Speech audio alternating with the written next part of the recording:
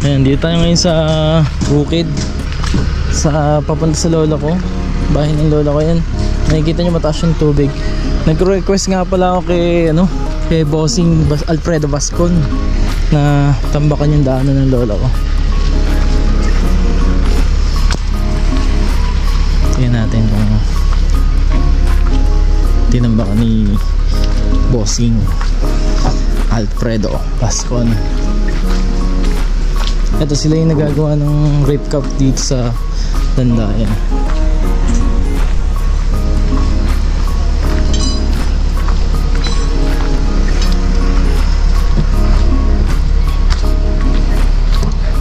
Tingnan natin.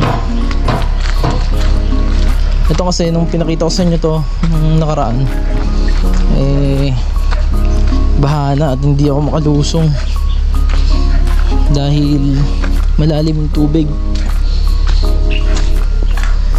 Ngayon kinausap ko si Boss Alfredo Bascon na kahit papano tambakan, sabi ko sa kanya kahit papano tambakan tong daanan ng lola ko, kasi nga isa sa pakinabang dito yung nakakadaan yung mga estudyante dito para hindi na sila mamamasahe dahil ginagawang shortcut lang to.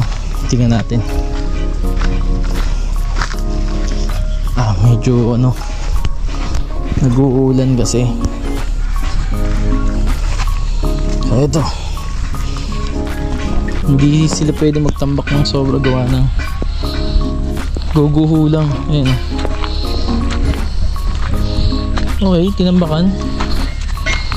Salamat kay bossing Alfredo Bascon. Siya yung backhoe operator dito.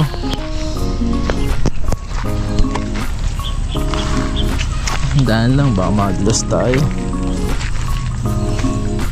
Ay, kababali sa akin to. Yay! Nababali sa akin yung kahoy na yun. Wala rin, lusong din, pero konti lang.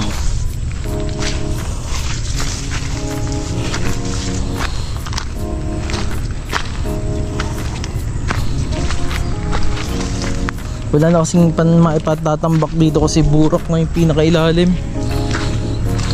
Ito lang yung inaasahang matigas yung kapit ng lupa. Nakatawid na tayo. Nakapunta na tayo dito sa lola ko.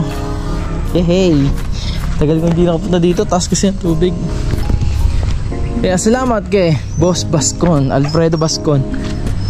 Shoutout sa'yo. Salamat sa'yo. Peace out. Buhutan na ng ulan.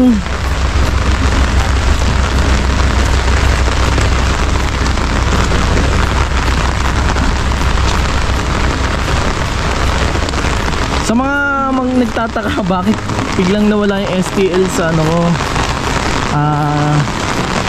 nawala yung STL sa YouTube ko, kasi nasuspend yung account ko. May nag-report, hindi naman may nag-report, syempre ang sakit nun, sayang din yun. $300 yun, nakakapanghinayang yun.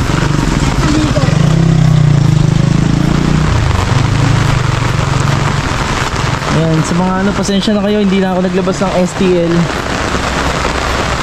Maraming salamat po sa lahat, sa mga nag-subscribe. Okay, BBTU, salamat po, salamat.